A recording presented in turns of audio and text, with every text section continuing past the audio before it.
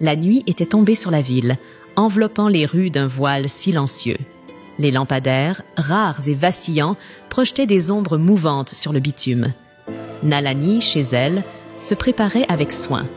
Devant son grand miroir, elle ajustait son maquillage, traçant délicatement un trait noir autour de ses yeux, intensifiant leur éclat mystérieux. Sa robe, élégante et scintillante, épousait parfaitement ses courbes. Chaque détail de son apparence était calculé, comme une œuvre d'art minutieuse.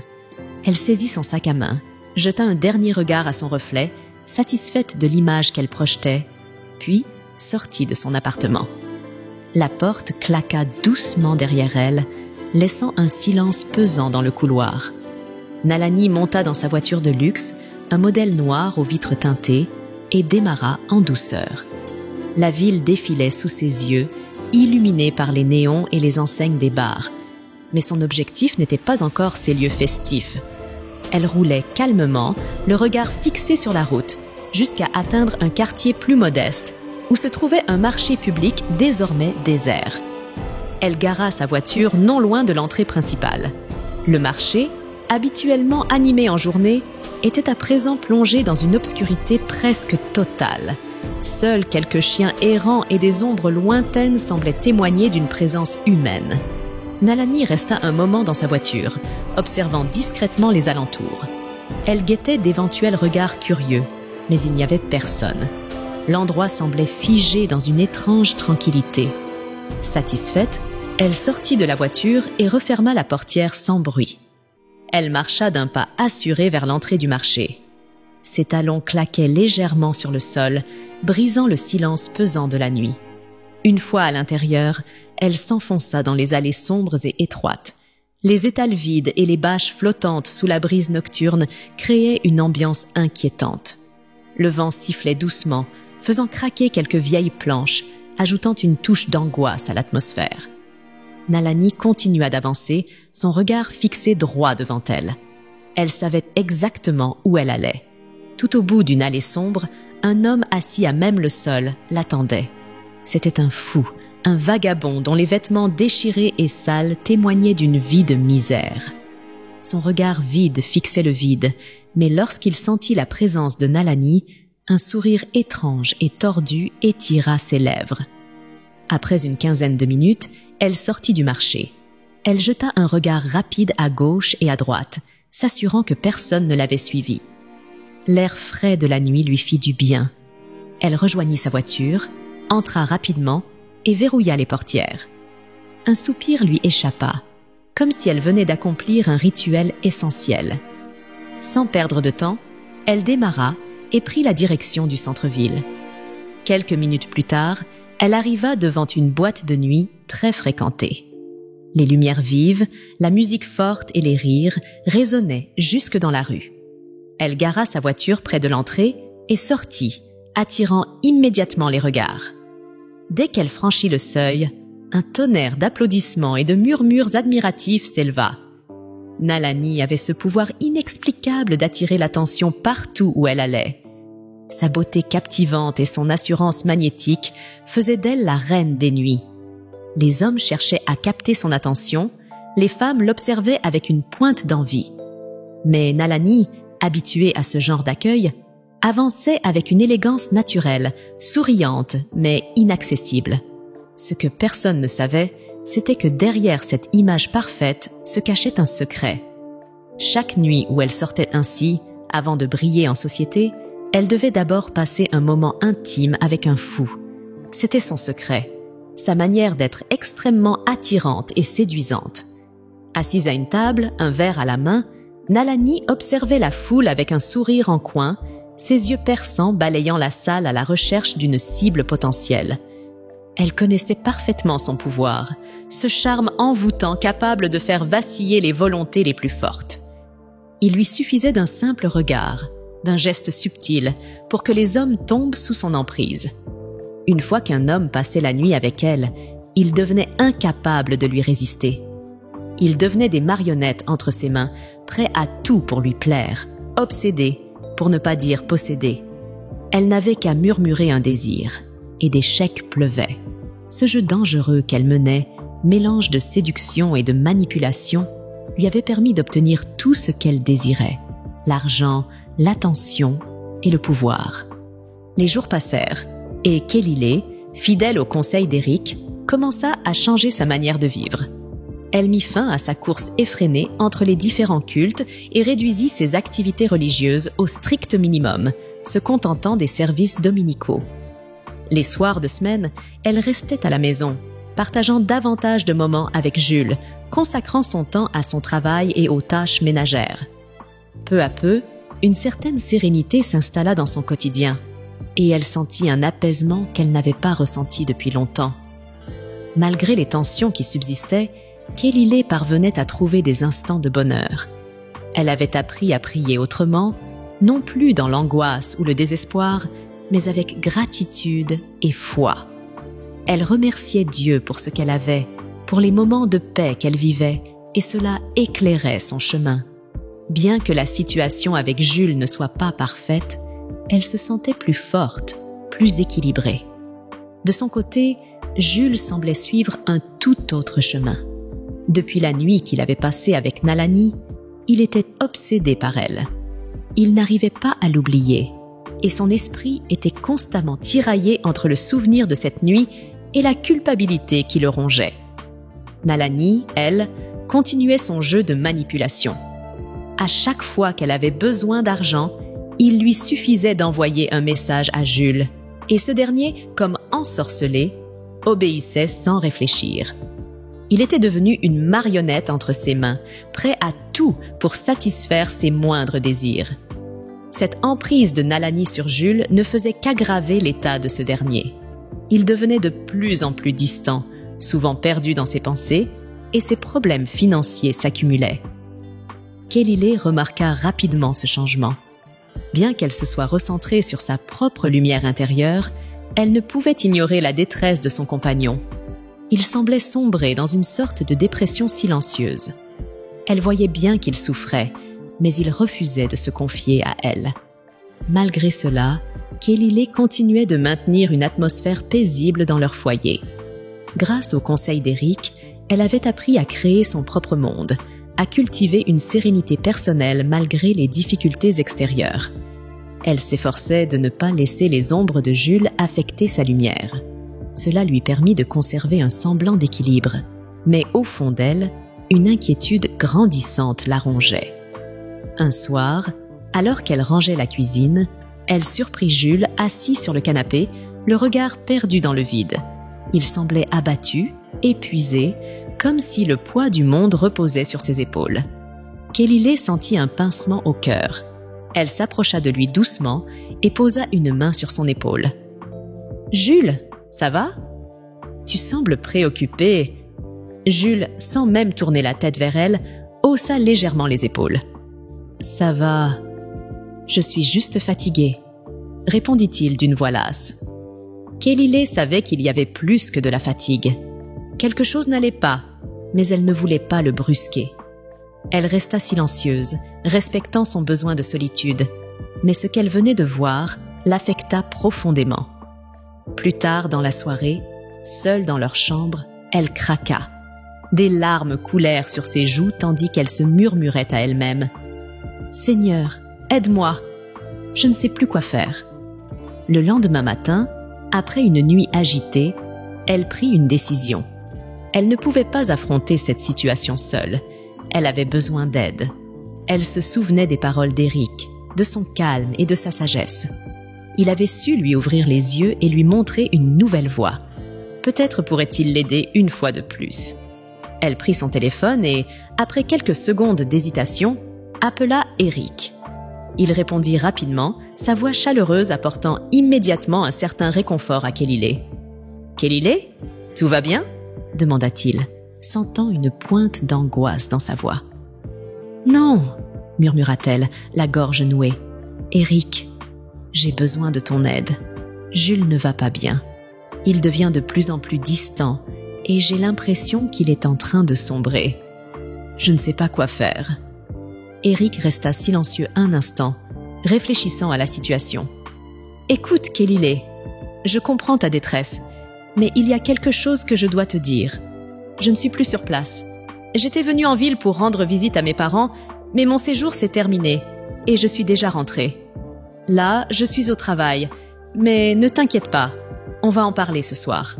Dès que je termine, je te rappelle et on voit ensemble comment gérer ça, d'accord? Kelly sentit une légère déception, mais elle comprenait qu'Eric avait ses obligations. D'accord, merci Eric. J'attendrai ton appel. Ne t'en fais pas, Kelly. On va trouver une solution. Tiens bon jusque-là. Après avoir raccroché, Kelly sentit une petite lueur d'espoir. Même si Eric n'était pas physiquement là, savoir qu'il était prêt à l'aider lui apportait un certain réconfort. Elle ne savait pas ce que la soirée lui réservait, mais elle était prête à écouter ses conseils et à se battre pour sauver son couple. En attendant, elle décida de se concentrer sur sa journée, s'efforçant de garder la foi et la sérénité qu'elle avait commencé à cultiver. Le soir venu, Kelly était seule à la maison. Après une journée de travail bien remplie, elle s'était accordé un moment de calme, assise dans le salon, une tasse de thé à la main. Jules était encore absent, comme souvent ces derniers temps. Elle repensait à leur situation, à ces tensions qui persistaient malgré ses efforts pour instaurer une paix intérieure. Elle se sentait impuissante face à la détresse de son compagnon, mais elle gardait espoir. Son téléphone vibra doucement sur la table. En voyant le nom d'Eric s'afficher, un sourire léger se dessina sur son visage. Elle décrocha rapidement. « Bonsoir, Eric. Merci de m'avoir rappelé. »« Bonsoir, Kelly. Comment ça va ?» demanda Eric d'un ton chaleureux. « Ça va mieux, en tout cas, grâce à toi. Je voulais justement te remercier pour les conseils que tu m'as donnés. Depuis que je les ai mis en pratique, il y a vraiment des changements dans ma vie. Je me sens plus sereine, plus organisée. Mais il reste encore un souci. Jules. J'aimerais aussi trouver une solution pour lui. » Eric prit un moment pour réfléchir, appréciant la sincérité de son ami. « Kelly, je te félicite déjà pour les progrès que tu as faits. C'est important de voir que tu as su appliquer ces conseils et que tu en tires des bénéfices. C'est une grande victoire.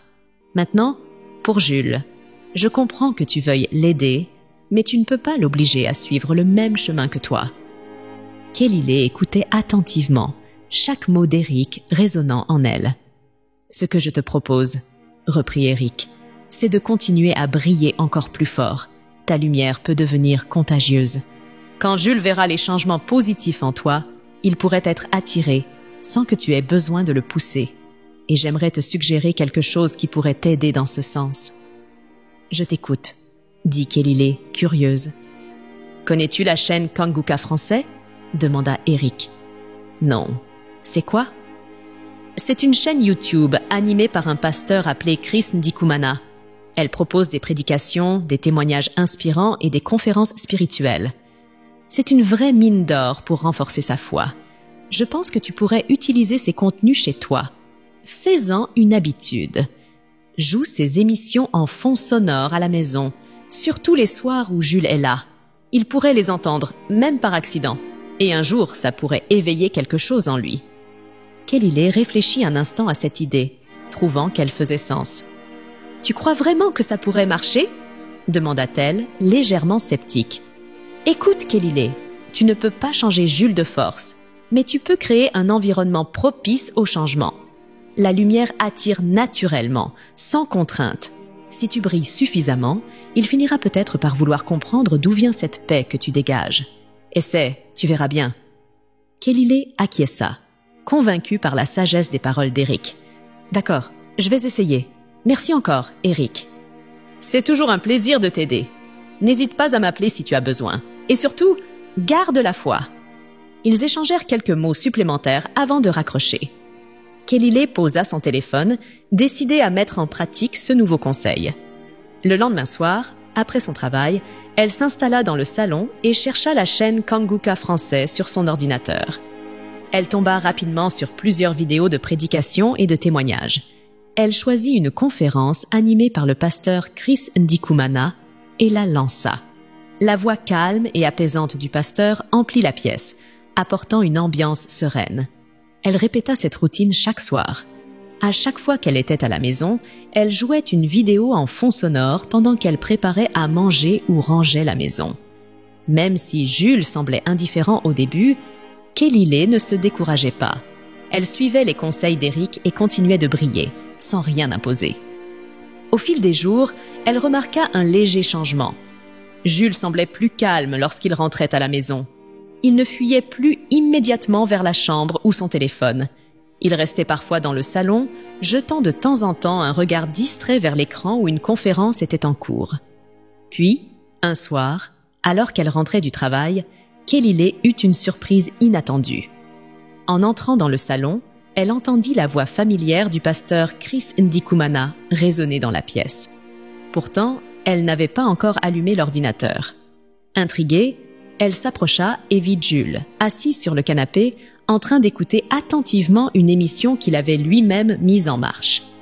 Kelly resta un instant figée, émue et stupéfaite. Elle ne savait pas quoi dire ni quoi faire.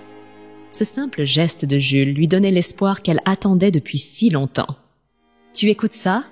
demanda-t-elle doucement, s'avançant vers lui. Jules, un peu gêné, haussa les épaules.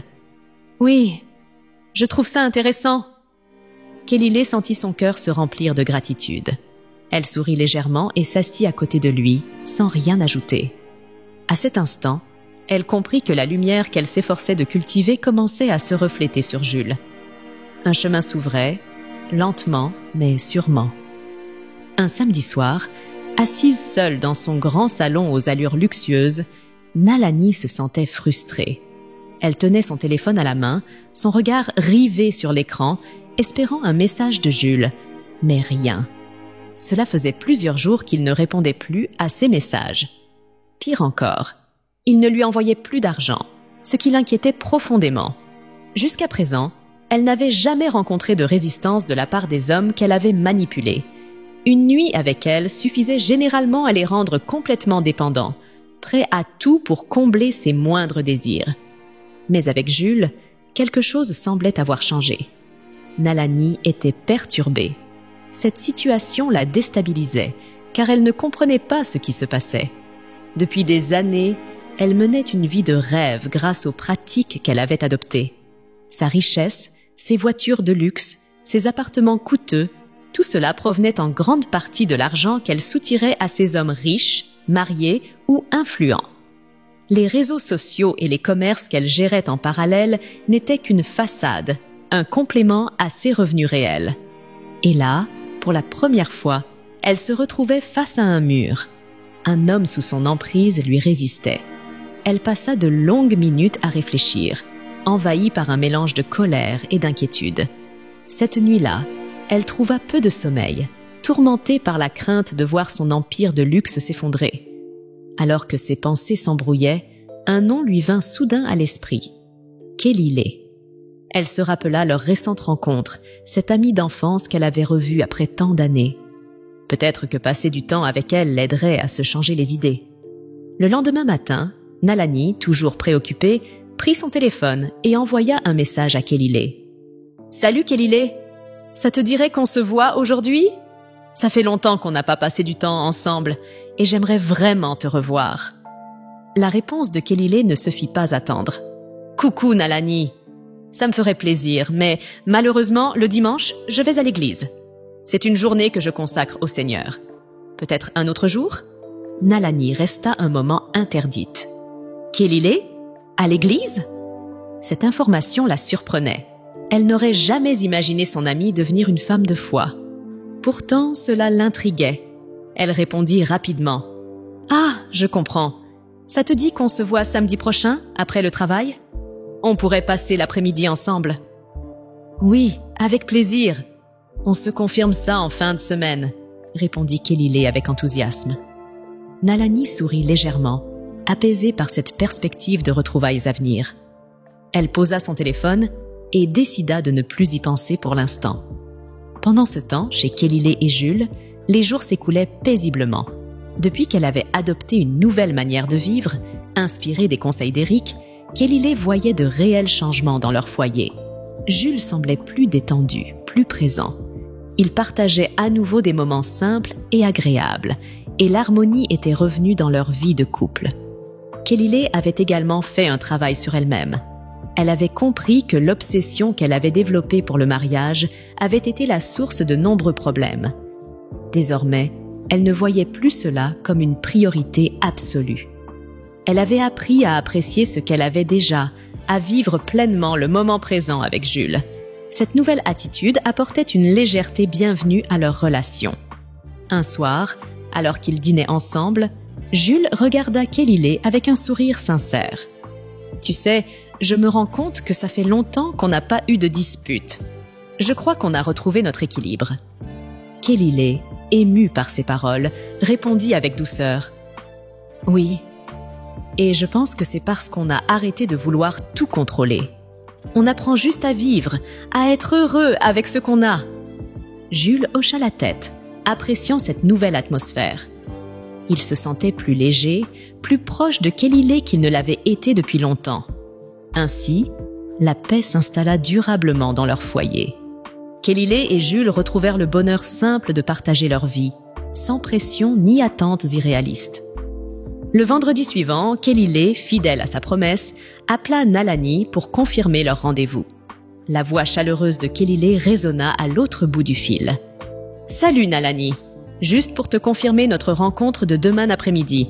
Si ça te va, tu peux même venir à la maison. Comme ça, je te présenterai mon mari. » Nalani, ravie de cette invitation, accepta sans hésiter. « Super, je serai là. Envoie-moi ta localisation. » répondit-elle avec enthousiasme. « Parfait, je t'envoie ça tout de suite sur WhatsApp. À demain alors. »« À demain, Kellilay. » Le lendemain, en début d'après-midi, Nalani se prépara soigneusement chez elle. Vêtue d'une robe élégante mais sobre, elle s'appliqua à être à son avantage tout en restant naturelle. Elle prit ensuite sa voiture et entra l'adresse que Kellilay lui avait envoyée dans son GPS.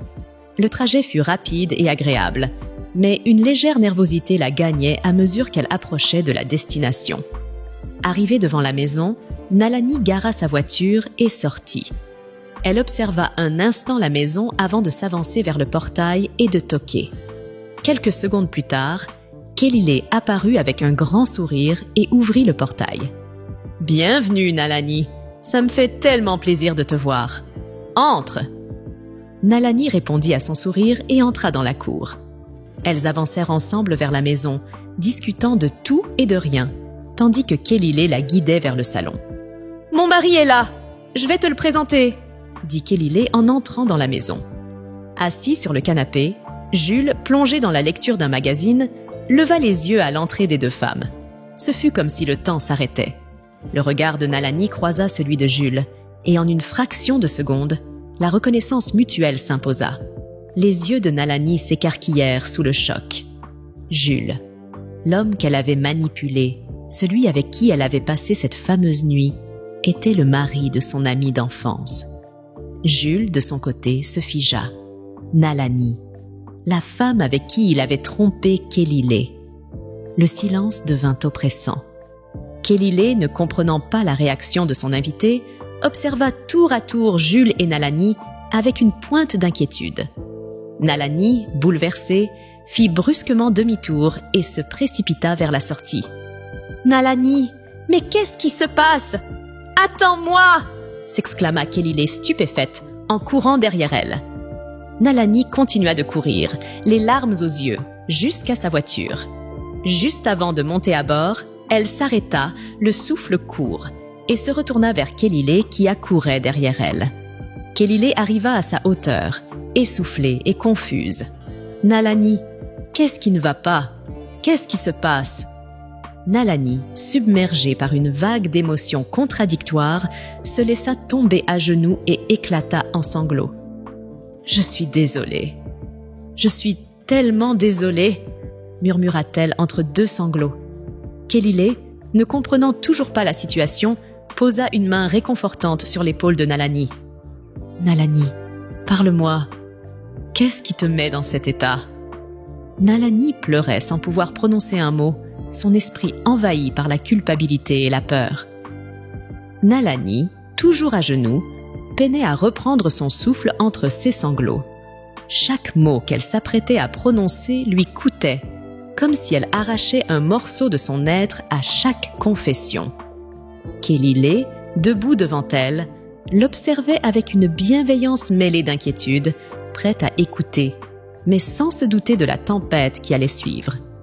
Nalani leva des yeux embués vers son amie et prit une grande inspiration pour calmer ses tremblements. « Kélilé, je sais que tu ne vas peut-être jamais me pardonner, mais il fallait que je te dise la vérité. Ce que j'ai fait, ce que j'ai voulu faire avec Eric au lycée, ça m'a hanté pendant des années. Tu me manquais tellement et perdre ton amitié a été une douleur insupportable. Depuis, je m'étais promis de ne jamais plus te faire de mal. Jamais. » Kélilé resta silencieuse, attentive, son regard empreint de douceur et de tristesse. Nalani baissa les yeux, visiblement submergée par ses souvenirs. Après notre séparation, j'ai rencontré d'autres filles. Elles étaient différentes. Elles m'ont entraînée dans des cercles sombres. À l'époque, je voulais briller, être admirée comme toi. C'est là qu'on m'a conduit chez un féticheur. Il nous a dit que, pour obtenir ce pouvoir, nous devions avoir des relations avec des fous. Il disait que c'était le prix à payer pour devenir irrésistible aux yeux des hommes. Et ça a marché. Chaque homme qui passait la nuit avec moi devenait complètement dépendant. Je pouvais leur demander tout ce que je voulais, et ils obéissaient. Kélilé écoutait attentivement, mais un frisson lui parcourut le dos à l'écoute de ces révélations. Elle resta immobile, continuant d'écouter, jusqu'au moment où Nalani lâcha ce qui allait tout changer. Mais il y a autre chose, Kélilé. Quelque chose de bien plus grave. Je ne savais pas que Jules était ton mari. Je te le jure, je ne savais pas. Ce jour-là, je l'ai rencontré dans une boîte de nuit. Je l'ai pris pour une simple proie, comme tous les autres. Si j'avais su que c'était lui, jamais je ne l'aurais fait. Kélilé écarquilla les yeux, stupéfaite. « Attends, quoi? Jules? Tu veux dire que tu es sortie avec mon mari ?» s'écria-t-elle, visiblement choquée. Nalani, bouleversée, tenta de s'approcher d'elle. « Kélilé, je t'en supplie. Je ne savais pas que c'était lui. Je ne savais pas qu'il était ton mari, je te le jure. Si je l'avais su, jamais je n'aurais osé te trahir à nouveau. » Kélilé recula légèrement, la douleur et l'incompréhension se lisant sur son visage. « Tu veux dire que, malgré tout ce qui s'est passé au lycée, tu as encore réussi à coucher avec mon mari, même sans le savoir? Tu comprends ce que tu viens de dire? Tu comprends à quel point c'est grave ?» Nalani éclata en sanglots, secouée par une vague d'émotions encore plus forte. « Je sais que c'est impardonnable. Mais écoute-moi, je t'en supplie, laisse-moi finir. Je n'ai jamais voulu ça. C'est cette vie que je mène, cette vie que je ne contrôle plus. Aujourd'hui, j'ai compris que je ne suis pas invincible. Jules m'a résisté, Kélilé. Personne ne m'a jamais résisté avant lui. Quand je l'ai vu aujourd'hui, j'ai compris que c'était ton Dieu qui l'avait libéré. Je croyais que personne ne pouvait se libérer de mon emprise, et pourtant, il l'a fait. Si ton Dieu a pu le délivrer, alors il peut aussi me sauver, non? Montre-moi ton Dieu. Je ne veux plus de cette vie. Je veux changer. » Nalani sanglotait sans retenue, chaque mot étant une supplication désespérée. Kélilé, bien que toujours bouleversée par cette révélation, prit une profonde inspiration pour se calmer. Elle voyait à quel point son amie était sincère dans sa détresse. Après un moment de silence pesant, elle s'accroupit devant Nalani et posa doucement une main sur son épaule. « Tu sais, Nalani, ce que tu viens de me dire est énorme. C'est dur à entendre. Ça me fait mal, mais je crois que tu es sincère. Et ce que je vois devant moi, c'est une amie qui a besoin d'aide. Oui, je suis en colère, mais plus encore, je veux t'aider à sortir de cette vie. » Nalani releva la tête, surprise par ces mots. « Comment peux-tu dire ça après tout ce que je viens de t'avouer ?» Kélilé lui adressa un sourire triste, mais empreint de compassion. « Parce que je sais que nous avons tous droit à une seconde chance. Ce que tu étais hier ne compte plus. Ce qui compte, c'est ce que tu choisis de devenir aujourd'hui. Mon Dieu est un Dieu d'amour et de pardon. Si tu es prête à changer, il va t'accueillir et te transformer.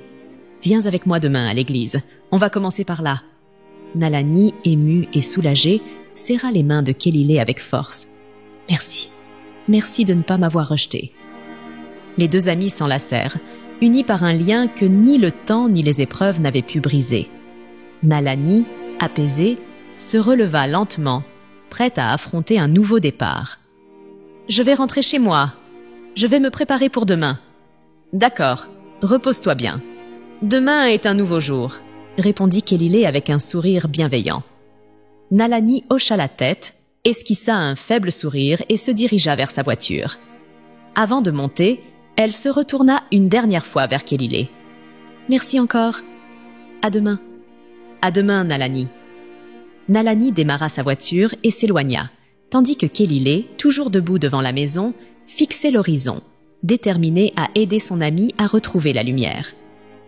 En rentrant chez elle cet après-midi-là, Kelile se sentait étrangement calme malgré le tumulte intérieur provoqué par la confession de Nalani. Mais elle savait qu'elle devait confronter Jules. Il fallait que tout soit mis à plat, qu'ils comprennent l'ampleur de ce qu'ils avaient traversé.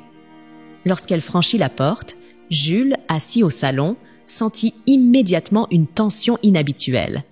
Dès qu'il croisa le regard de Kelile, il se leva précipitamment, visiblement nerveux. Avant même qu'elle ne prononce un mot, il se mit à genoux devant elle. « Chérie, je t'en supplie, pardonne-moi. Je sais que j'ai fait une énorme erreur. À cette époque, on se disputait beaucoup. J'étais perturbée. Je suis allée en boîte pour me changer les idées. J'avais bu... Et ensuite, c'est arrivé avec cette fille. Je ne savais pas que c'était ton amie. Je te jure que si j'avais su, jamais je n'aurais fait ça. » Kelile l'observa, impassible. Elle inspira profondément avant de lui répondre d'une voix ferme, mais sans colère apparente. « Jules, lève-toi. Ce n'est pas la peine de rester à genoux. Ce qui est fait est fait. Moi, je ne vais pas m'énerver contre toi, parce que ce que j'ai appris aujourd'hui dépasse tout ça. Tu ne sais pas ce qu'elle m'a dit. C'est horrible, Jules. Horrible. » Intrigué et inquiet, Jules se releva lentement, le cœur battant à tout rompre. « Elle t'a dit quoi ?» demanda-t-il, la voix tremblante. Kelile le fixa droit dans les yeux et répondit d'un ton grave.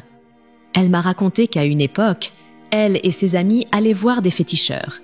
On leur avait fait des rituels et elles étaient obligées d'avoir des relations avec des fous pour acquérir un pouvoir. C'est comme ça qu'elle devenait irrésistible et séduisante. Chaque homme qui passait la nuit avec elle devenait une marionnette. Elle pouvait leur demander n'importe quoi, et ils obéissaient, comme sous emprise. » Jules écarquilla les yeux, choqué. Un frisson glacé lui parcourut l'échine. « Attends, tu veux dire que cette fille... » Kelile hocha lentement la tête, un sourire amer se dessinant sur ses lèvres. « Oui, Jules, tu as passé la nuit avec une fille qui couche avec des fous pour devenir irrésistible. Tu te rends compte ? Tu vois maintenant où tes sorties en boîte peuvent te mener ? Ce n'est pas seulement des filles légères que tu peux rencontrer, mais aussi des filles habitées par des esprits. Tu as eu de la chance d'en réchapper. » Jules resta figé, comme paralysé par cette révélation. Kelile, voyant son état, continua, cette fois avec un ton plus léger. « Tu sais, elle m'a dit que tu ne répondais plus à ses messages, que tu ne lui envoyais plus d'argent. Elle n'avait jamais connu ça avant. Pour la première fois, un homme lui a résisté, et ça l'a perturbée. Et tu sais pourquoi ? Parce que tu étais sous l'emprise de son pouvoir.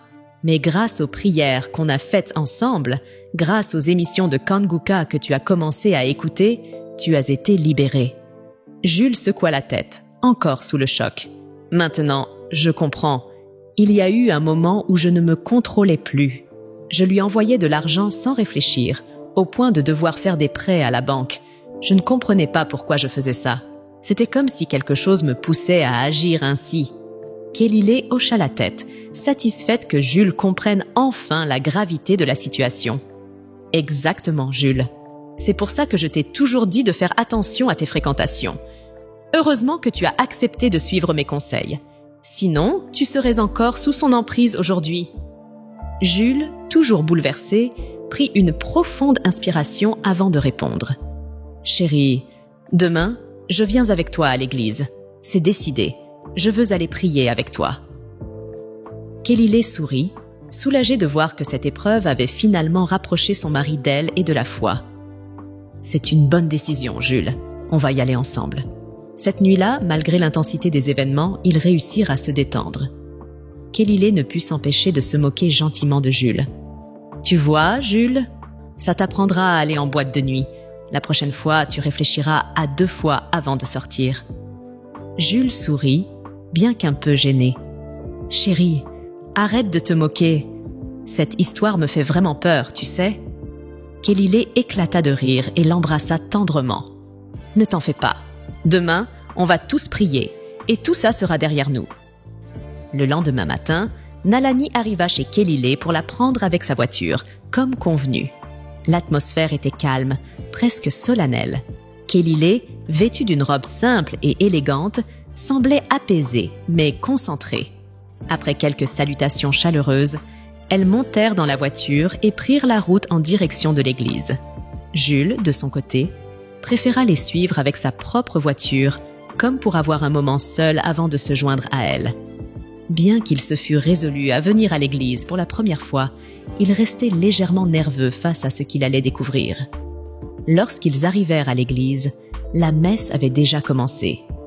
L'ambiance était intense, emplie de chants de louanges et de prières ferventes. Nalani se sentit oppressée dès qu'elle franchit le seuil de la porte. Elle avançait aux côtés de Kélilé, mais une lourdeur pesait sur elle, comme si une force invisible résistait à chaque pas qu'elle faisait. Pendant que le pasteur entamait une prière puissante, Nalani sentit une chaleur étrange monter en elle. Peu à peu, ses tremblements devinrent incontrôlables. Elle tenta de rester debout, mais soudain, elle poussa un cri perçant et s'effondra au sol. Immédiatement, plusieurs membres de l'église accoururent. Le pasteur ordonna une prière collective pour chasser les esprits. Toute l'assemblée se mit à prier avec ferveur, tandis que Nalani, secouée par des convulsions, roulait au sol. Le combat spirituel dura de longues minutes, chaque prière redoublant d'intensité. Peu à peu, Nalani retrouva son calme. Une paix profonde envahit son être. Lorsqu'elle ouvrit les yeux, des larmes de soulagement coulaient sur son visage.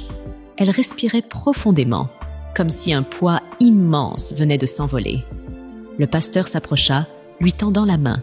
« Ma sœur, aujourd'hui, tu es libre.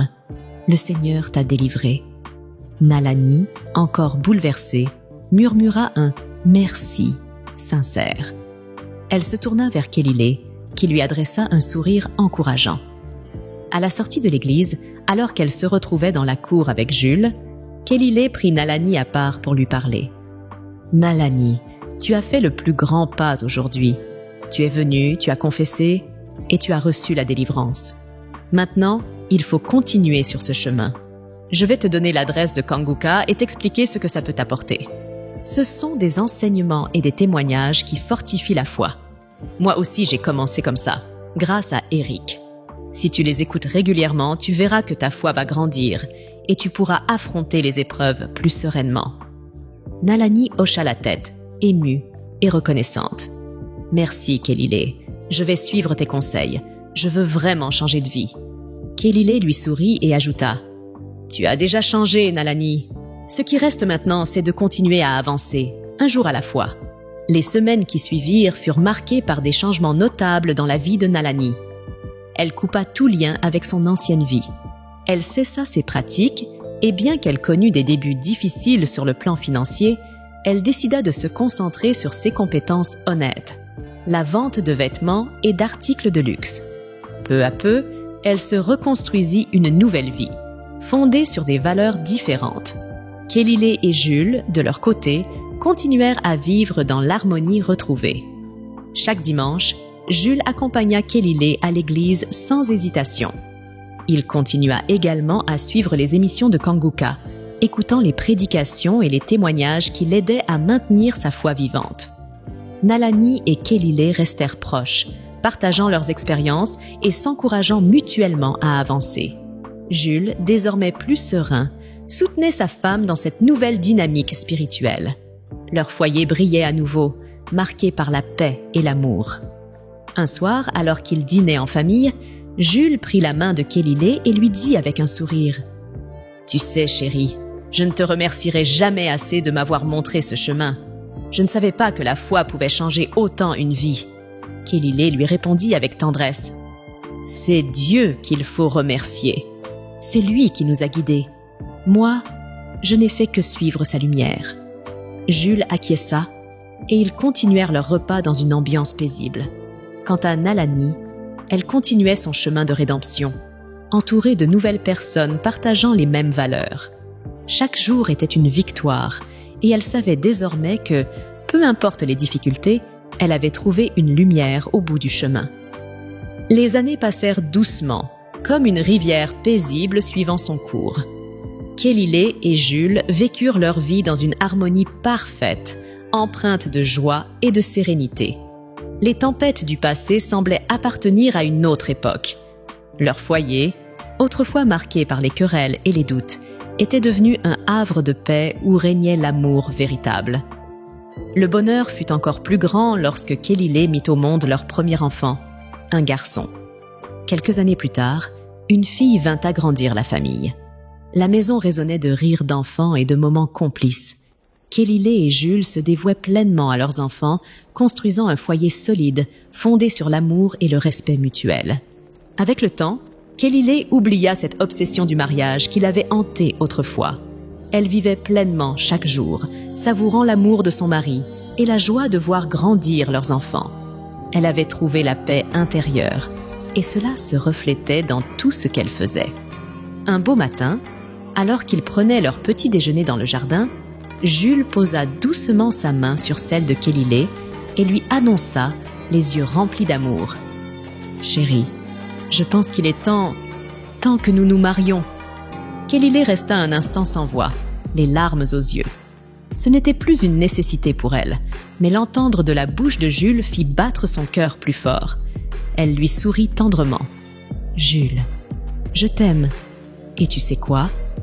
Ce mariage, c'est juste la cerise sur le gâteau, parce que depuis longtemps, je vis déjà le bonheur parfait avec toi et nos enfants. » Ils s'enlacèrent, et ce moment devint un symbole de leur chemin parcouru, celui de deux âmes ayant trouvé la paix et la lumière après avoir traversé l'obscurité. De son côté, Nalani, après avoir vécu quelques années en ville, décida de partir s'installer à l'étranger.